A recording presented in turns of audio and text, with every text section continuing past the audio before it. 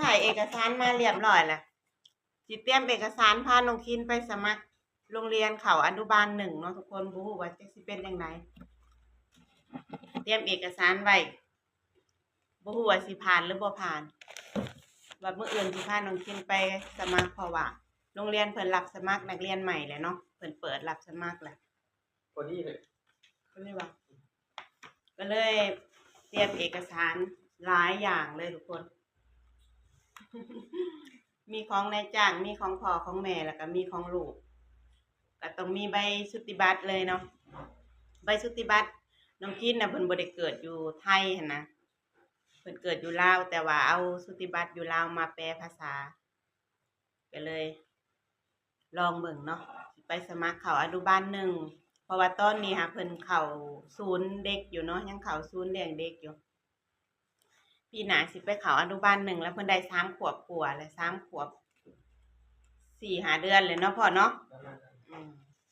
บัดนี้เฮาก็สิมาเตรียมเอกสารไปให้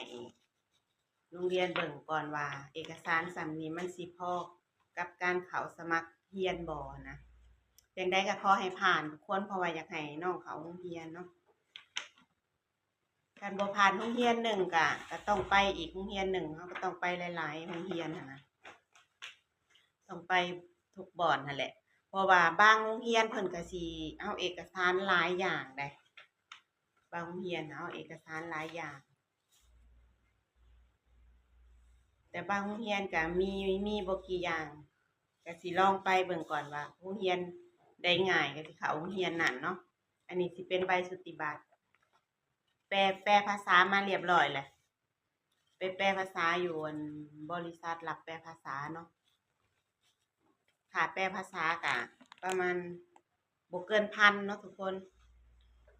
แต่ว่าเห็นหลายๆคนเว้าว่าแปลภาษาก็เกือบหมื่นหั่นน่ะตกใจนิ่งก็ย้าน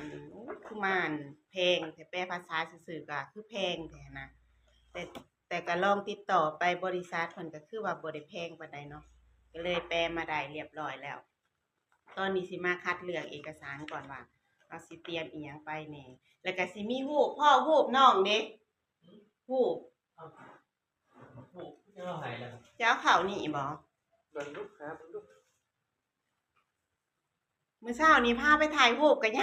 ากบ่อยากถ่ายนิ้งก็เลยเอารูปเก่าที่เคยถ่ายมื้อนั้นหั่นแหละ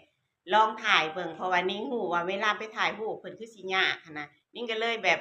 ลองให้เพิ่นให้เฮาถ่ายให้หันนะครึ่งนี่แหละถ่ายมาแล้วแหละเห็นบ่